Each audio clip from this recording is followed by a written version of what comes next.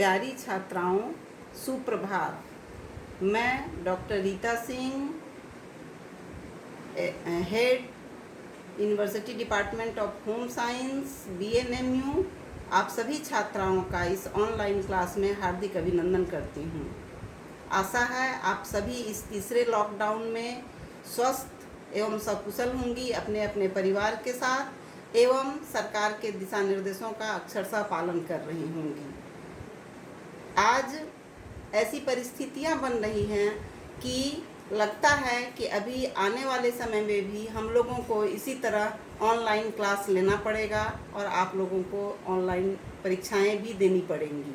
ऐसी संभावना मुझे दिख रही है। पिछले क्लास में मैं आप लोगों को बच्चों में होने वाले डायरिया के बारे में बतलाई थी। मुझे पूरा विश्वास है कि वह वीडियो आप लोगों के लिए उपयोगी सिद्ध हुआ होगा। और आज मैं आप लोगों को मनुष्य में होने वाले क्षय रोग के बारे में बताना चाह रही हूँ, आपके साथ डिस्कस करना चाह रही हूँ कि क्षय रोग क्या है, इसके कारण क्या हैं, इसके लक्षण क्या हैं और एक क्षय रोगी का हम आहारीय प्रबंधन कैसे करेंगे। आप लोग पिछले प्रश्न में भी देखी होंगी कि आप लोगों को सवाल आता है कि एक क्षय रोग से पीड़ित व्यक्ति के लिए एक दिन की आहार तालिका बनाएं, या क्षय रोग के कारण क्या हैं, इसके लक्षण क्या हैं और इसका उपचार आप कैसे करेंगी।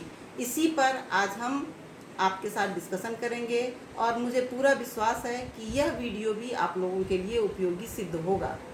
क्षय रोग एक संक्रामक रोग है, इसे फेफड़े का रोग भी माना जाता है, लेकिन यह फेफड़ों से रक्त प्रवाह के साथ शरीर के अन्य भागों में भी फैल सकता है, जैसे हड्डियों के जोड़, आंत, मूत्र व प्रजनन तंत्र के अंग, त्वचा व मस्तिष्क के ऊपरी झिल्ली आदि में हो सकता है। टीबी के बैक्टीरिया सांस के द्वारा शरीर में प्रवेश करते हैं। रोगी के खांसते, छींकते या बात करते समय या थूकते समय थूक से बलगम की छोटी छोटी बूंदें हवा में तैरती हैं और वो सामने वाले व्यक्ति को सांस लेते समय शरीर में प्रवेश कर जाती हैं। रोग से प्रभावित अंगों में छोटे छोटे गांठ पड़ जाते हैं और गांठ अर्थात ट्यूबरकल्स बन जाते हैं और सही उपचार नहीं होने पर प्रभावित अंग धीरे धीरे अपना काम करना बंद कर देते हैं, जिसके कारण व्यक्ति की मृत्यु तक हो जाती है या हो सकती है। यह रोग माइक्रोबैक्टीरिया ट्यूबरक्लोसिस नामक बैक्टीरिया के संपर्क में आने से होता है। पहले के समय में यह लाइलाज था, लेकिन आज इसकी पूर्ण इलाज के बाद व्यक्ति स्वस्थ हो जाता है। इसे कई नामों से हम जानते हैं, जैसे तपेदिक, यक्ष्मा, क्षय रोग, ट्यूबरक्लोसिस, टीबी आदि। इन नामों से इसे हम जानते हैं। हमें लग रहा है कि आपको यह बात समझ में आ गई होगी कि तपेदिक या ट्यूबरक्लोसिस किसे कहते हैं। अब हम आते हैं कि इसके कौन कौन से लक्षण हैं। किसी व्यक्ति को यदि ट्यूबरक्लोसिस हो जाता है तो उसमें क्या लक्षण दिखने लगते हैं। तो सबसे पहला लक्षण जो व्यक्ति में दिखता है वह है खांसी। एक लंबे समय तक अगर खांसी होता है तो उसे हमें नज़रअंदाज नहीं करना चाहिए और तुरंत डॉक्टर के पास उपचार के लिए ले जाना चाहिए, क्योंकि इसका पहला प्रारंभिक लक्षण खांसना होता है। दूसरा है कि खांसी में कभी कभी खून आने लगता है। तीसरा है कि सीने में दर्द होता है या सांस फूलने लगता है। चौथा है लगातार रोगी व्यक्ति का वजन कम होने लगता है। अगला पॉइंट है कि कभी कभी उसके पेट में दर्द होता है, भूख न लगती है और एक जो बहुत महत्वपूर्ण और मुख्य कारण है कि टीबी के रोगी को रात में पसीना आता है, सर में चक्कर आता है और इस तरह से बहुत सारे ऐसे लक्षण हैं जो दिखते हैं, जिससे हम यह पता कर सकते हैं कि यह व्यक्ति क्षय रोग से रोगी हो चुका है। अब हम जानेंगे, यह था क्षय रोग का लक्षण। अब हम जानेंगे कि इसके कारण क्या हैं। यह एक संक्रामक रोग है जो सामान्यतया हवा और सांस से फैलता है, लेकिन इसमें इसके अलावा और भी कुछ रिस्क फैक्टर हैं जो टीबी के खतरे को बढ़ाते हैं, जैसे मधुमेह, किडनी की समस्या, कुपोषण, असाध्य रोग। ये सब ऐसे कारण हैं जो इस रोग को बढ़ावा देते हैं, बढ़ाने में सहायक सिद्ध होते हैं।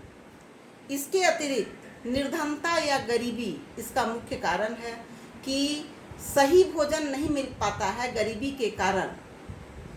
सही कहने का मेरा मतलब है कि जो भोजन एक पौष्टिक और संतुलित आहार होना चाहिए वह नहीं मिल पाता है, जिससे व्यक्ति की रोग प्रतिरोधक क्षमता घटती है, और जब रोग प्रतिरोधक क्षमता घटती है तो बाहर से जीवाणु जल्दी उस पर आक्रमण करके उसके शरीर में प्रवेश कर जाते हैं। अशिक्षा भी इसका मुख्य कारण है, क्योंकि अशिक्षा के कारण बहुत सारी बातों की जानकारी नहीं हो पाती है, लोग जानकारी नहीं रख पाते हैं और इस कारण भी टीबी का रोग हो जाता है। स्वच्छता का अभाव, स्वच्छता की कमी के कारण भी यह रोग फैलता है। कम जगह में ज़्यादा लोग का रहना, यह भी हमारे यहाँ की एक मुख्य समस्या है, जहाँ लोग अधिक होते हैं, परिवार बड़ा होता है और रहने का जगह कम होता है। इसके अलावा गाय का दूध, कच्चा दूध, हम पहले यह चर्चा करना भूल गए कि गाय में भी टीबी की बीमारी होती है, गाय भी संक्रमित होती हैं, और जो संक्रमित गाय होती हैं उसका दूध अगर कच्चा सेवन कोई व्यक्ति करता है तो उससे यह रोग उस व्यक्ति विशेष में फैलता है। इसीलिए गाय के कच्चे दूध का सेवन नहीं करना चाहिए। टीबी के मरीजों में अगला पॉइंट है कि टीबी के मरीज के संपर्क में रहने से भी यह रोग, संपर्क में आने से, चूँकि यह संक्रामक रोग है इसीलिए टीबी के रोगी के संपर्क में आने से यह फैलता है। उसके टीबी के रोगी के किसी भी वस्तु का के संपर्क में रहने से या यूज करने से यह रोग अगले व्यक्ति में फैल सकता है। इस तरह से हम देखें कि इसके कौन कौन से कारण हैं, किस कारण से टीबी फैलता है।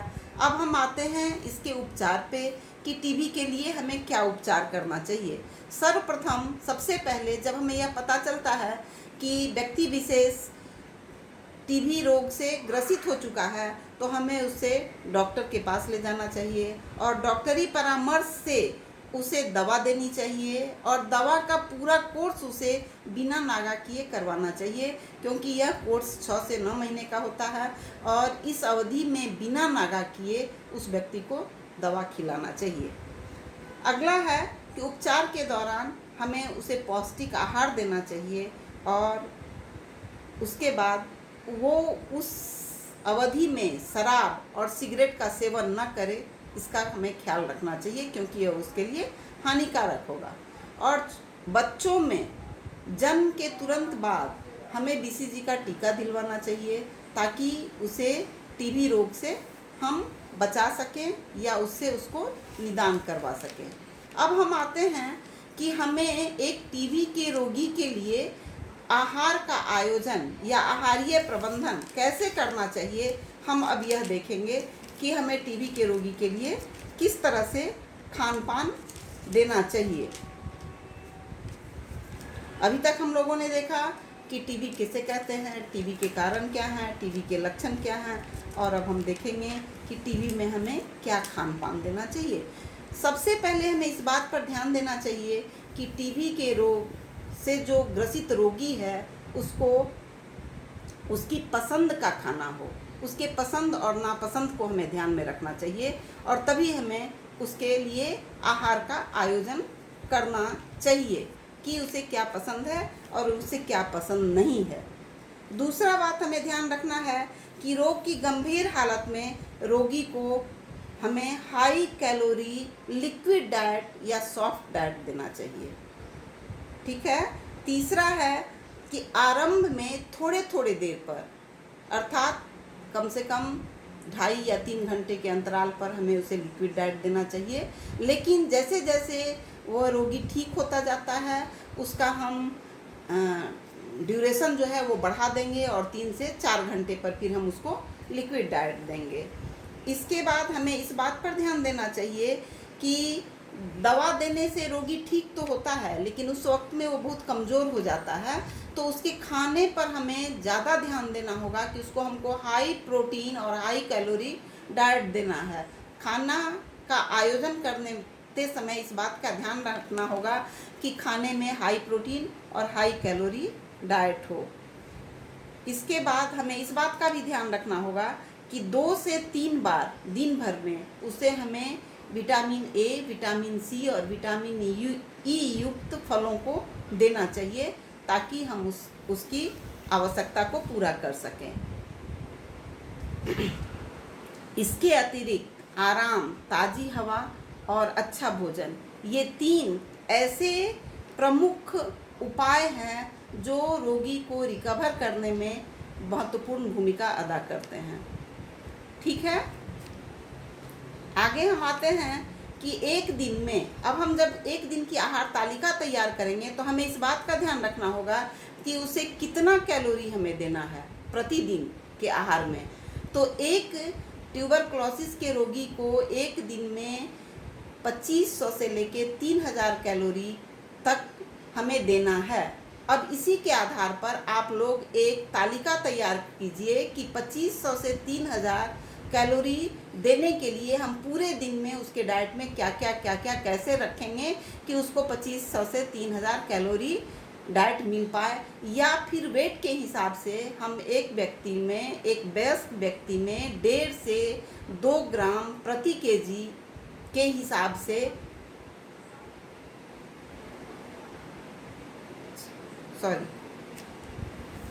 ये हम प्रोटीन के बारे में आप लोगों को बताना चाह रहे थे कि उसको प्रतिदिन कितना प्रोटीन मिलना चाहिए। तो प्रोटीन प्रतिदिन 1.5 से 2 ग्राम पर केजी एक वयस्क व्यक्ति को देना चाहिए, जो प्रतिदिन में 80 से 120 ग्राम हो सकता है। यह वेट पर डिपेंड करता है। और एक बच्चे में यह 3 से 3.5 ग्राम प्रति केजी वेट के हिसाब से दिया जा सकता है। खनिज लवण में कैल्शियम, आयरन और फास्फोरस की प्रचुर मात्रा देनी चाहिए, क्योंकि ये तत्व शरीर में कोशिकाओं, खून एवं पानी को फिर से बनाने में मदद करते हैं। इसीलिए इसकी प्रचुर मात्रा भोजन में होनी चाहिए। इसके अलावा विभिन्न विटामिनों की प्रचुर मात्रा, जो हम पूर्व में भी आप लोगों को बता चुके हैं। इसके अतिरिक्त केला, अनानास, लहसुन, लौकी, पुदीना, संतरा, काली मिर्च, अखरोट, ग्रीन टी, ये सब भी ट्यूबरक्लोसिस में उपयोगी हैं। ये भोजन में डालना चाहिए, आहार आयोजन में, प्रतिदिन के आहार आयोजन में डालना चाहिए। इस तरह से हमें लगता है कि हम लोग ट्यूबरक्लोसिस के पूरे अध्याय को, विभिन्न पहलुओं को हम लोगों ने ध्यान से देखा कि ट्यूबरक्लोसिस पर अब कोई भी प्रश्न अगर आपसे पूछा जाता है तो मेरी समझ से आप सभी छात्राएं इसका जवाब दे पाएंगी। एक दिन की आहार तालिका भी आप बना पाएंगी, ऐसा मुझे विश्वास है। और इसी के साथ मैं आप लोगों को धन्यवाद देती हूँ और आप अपना फीडबैक मुझे भेजेंगी। अगर कहीं कोई प्रॉब्लम हो तो मुझसे व्हाट्सएप पर या मेरे ईमेल पर आप मुझसे प्रश्न भी पूछ सकती हैं। और फिर हम लोग अगले क्लास में मिलते हैं। धन्यवाद।